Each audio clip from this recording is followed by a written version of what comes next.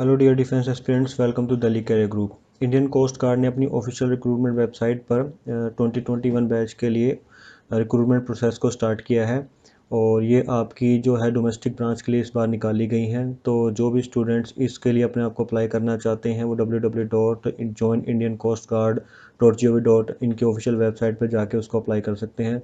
तो आज के इस पूरे सेशन में आपको बताऊंगा कि वो कौन कौन सी वैकेंसियाँ निकाली गई हैं, उसके लिए आपके पास क्या एज लिमिट, क्या एज क्वालिफिकेशन आपके लिए इंडियन कोस्ट गार्ड ने इसमें रखा है। तो नोटिफिकेशंस की अगर बात करें तो जैसा कि आप यहाँ देख सकते हैं कि उन्होंने as a navik domestic branch के लिए 10th एंट्री निकाली है, जो कि आप यहाँ पर ऑनलाइन अप्लाई कर सकते हैं 30 नवंबर से लेके 7 दिसंबर 2020 तक शाम 5 बजे तक। और जो इसके ई एडमिट कार्ड जनरेट होंगे वो आपके 19 दिसंबर से 25 दिसंबर के बीच में जनरेट होंगे। अगर एलिजिबिलिटी की बात करें इसके लिए कि जॉब रिक्वायरमेंट आपके पास क्या है, उन्होंने 10th क्लास के लिए मांगी है। आपके पास 50% आपके मार्क्स एग्रीगेट होने चाहिए इसमें, और जो आपकी 10th क्लास है वो आपकी रिकॉग्नाइज्ड बोर्ड से होनी चाहिए।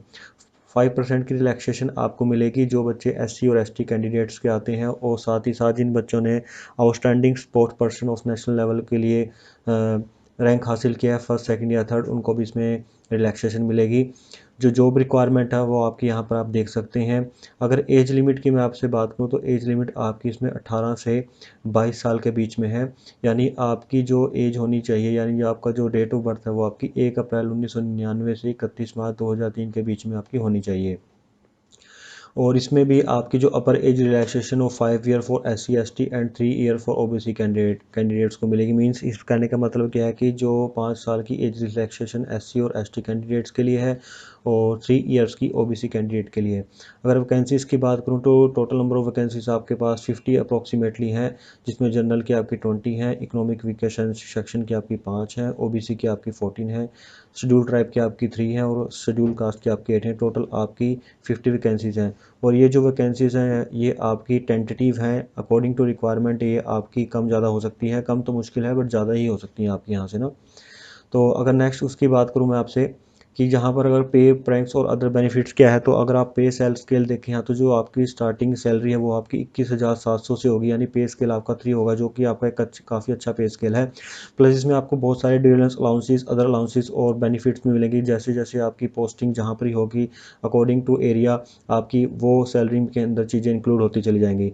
प्रमोशन की अगर बात करें तो इसमें आप प्रधान अधिकारी तक जा सकते हैं, और जो आपका पे स्केल रहेगा यहाँ पर आपका 47,600 रहेगा, जो कि आपका काफ़ी अच्छा एक पे स्केल है। साथ ही साथ आपको अदर बेनिफिट्स इसमें मिलते हैं कि आपको फ्री राशन, क्लोथिंग भी मिलेगी, फ्री मेडिकल ट्रीटमेंट मिलेगा आपको खुद के लिए, अगर आपके पेरेंट्स आपके ऊपर डिपेंड करते हैं तो उनके लिए भी।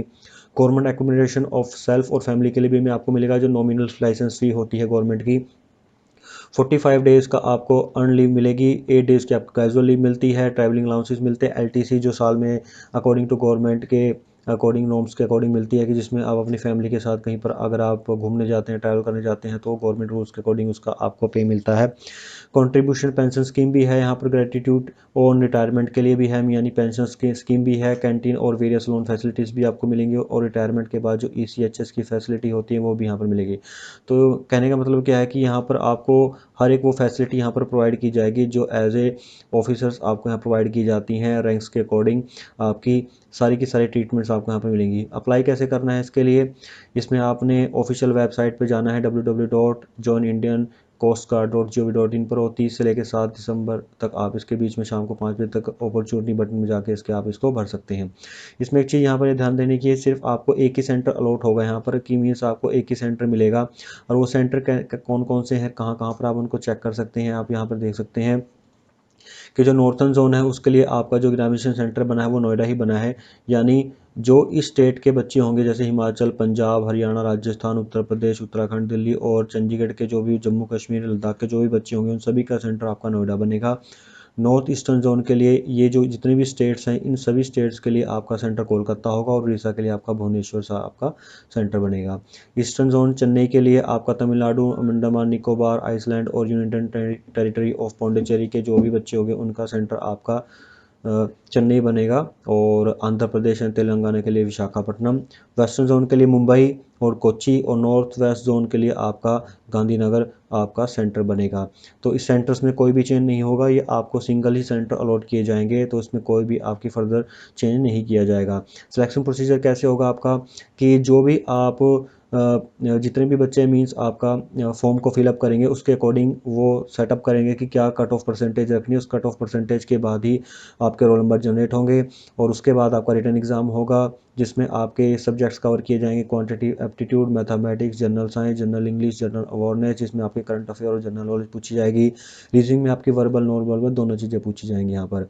इसके बाद जब आप रिटन क्वालिफाई कर लेते हैं तो आपका पीएफटी होगा जिसको आप बोलते हैं फिजिकल फिटनेस टेस्ट, और ये आपका 2 से 3 दिन का प्रोसीजर होगा।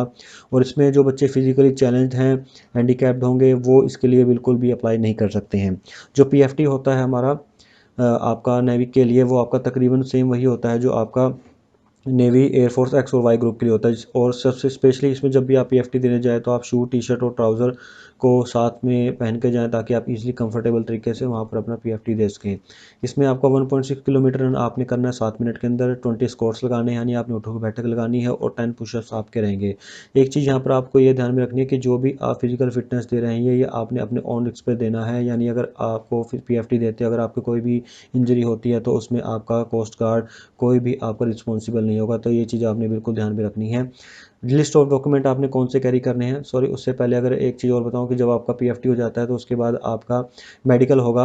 और मेडिकल आपका, जिसका मतलब यही नहीं होगा जो बच्चे मेडिकल को क्लियर कर लेते हैं उसका ये मतलब नहीं होगा कि उनको वो मतलब सेलेक्ट हो चुके हैं। फाइनल मेडिकल टेस्ट के बाद आपकी लिस्ट बनेगी जिसके बाद आपको अकॉर्डिंग टू मार्क्स आपकी सिलेक्शन प्रोसेस आपका रहेगा। लिस्ट और डॉक्यूमेंट आपने कौन कौन से कैरी करने हैं यहाँ पर वो भी आप देख लीजिए जब आप एग्ज़ाम देने जाएंगे।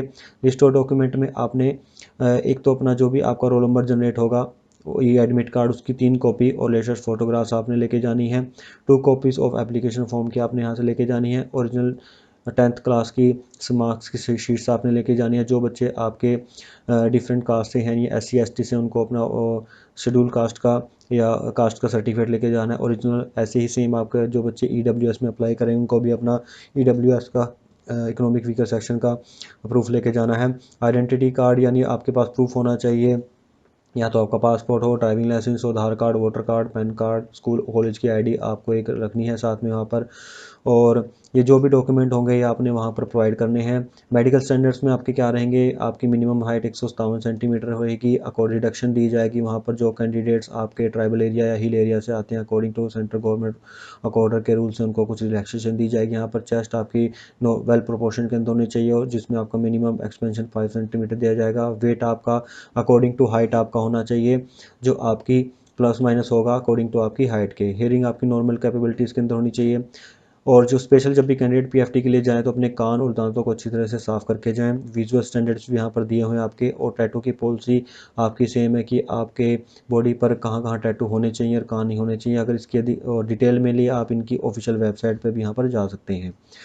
इसके बाद अगर मैं आपसे बात करूँ कि जब ये आपका पीएफटी हो जाता है तो उसके बाद आपके पास एक जनरल गाइडलाइंस भी यहाँ पर दी गई है कि कैंडिडेट्स को कौन कौन सी गाइडलाइंस को फॉलो करना है। Candidates withdraw on disciplinary grounds from any other servicing training established are not eligible to appear.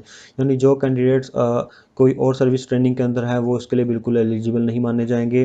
Candidate should not have been arrested, यानी कैंडिडेट्स के ऊपर कोई भी क्रिमिनल केस नहीं होना चाहिए और तो वो भी इसके लिए डिस्क्वालीफाई माना जाएगा। Original certificate should not be attach with the application form. आपने अपनी एप्लीकेशन फॉर्म के साथ ओरिजिनल सर्टिफिकेट्स को अप्लाई नहीं करना है।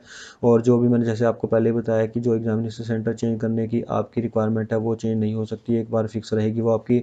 और जो आपके सारे के सारे सर्टिफिकेट्स रहेंगे ओरिजिनल वो आपको produce at the time of written test will be return to candidate post verification. वो आपके सारे सर्टिफिकेट पोस्ट वेरिफिकेशन के टाइम आपको वापस कर दी जाएंगे। और इसके बाद जो आपकी रहेगी कि जो कैंडिडेट्स आपकी ट्रेनिंग टाइम में अगर उनकी जो परफॉर्मेंस है वो सही नहीं रहेगी तो उनको इमीडिएट इफेक्ट से भी डिस्क्वालीफाई किया जा सकता है ट्रेनिंग के टाइम पर। और जो कैंडिडेट्स ओपन स्कूल से अप्लाई करेंगे उनका ओपन जो स्कूल होगा या बोर्ड होगा वो AICTE और गवर्नमेंट में रजिस्टर होना कंपलसरी है। कोई भी इलेक्ट्रॉनिक गैजेट आप लेकर नहीं जा सकते, चाहे वो आपको मोबाइल फ़ोन हो, स्मार्ट वॉच हो, ब्लूटूथ हो, any kind of scanning printing equipment during examination, वो इमीडिएट इफेक्ट से उसको डिस्क्वालीफाई किया जा सकता है और साथ के साथ उसके ऊपर FIR भी की जा सकती है। तो ये चीज़ें आपने ध्यान में रखनी है। और ट्रैवल एक्सपेंसेस की अगर बात करूँ, SC ST कैंडिडेट्स को according to central state government rules के अकॉर्डिंग ही उनको जो भी ट्रैवलिंग अलाउंस होगा वो प्रोवाइड किया जाएगा कि जो बच्चे 30 किलोमीटर के प्लेस से टेस्टिंग पे बाहर से आते हैं जो भी होगा अकॉर्डिंग टू गवर्नमेंट रूल्स के उनको ये चीज़ें यहाँ पर प्रोवाइड की जाएंगी। तो these are very important information for your coast guard domestic branch के लिए, जो भी नेवी की भर्ती निकाली है इंडियन कोस्ट गार्ड ने। तो जब इसके ओरिजिनल 19 से 25 दिसंबर के बीच में जब इसके ऑनलाइन ई एडमिट कार्ड जनरेट होंगे, तो उस टाइम भी मैं आपको बताऊंगा कि आपने कैसे अपने एडमिट कार्ड को यहाँ पर डाउनलोड करना है। तो अभी तक जिन स्टूडेंट्स ने दिल्ली कैरियर ग्रुप के चैनल को सब्सक्राइब नहीं किया है, तो please do subscribe the channel for getting latest defence exam notification. और हमारी कोशिश ये रहेगी कि आपको time to time important information provide करते रहें। Thank you.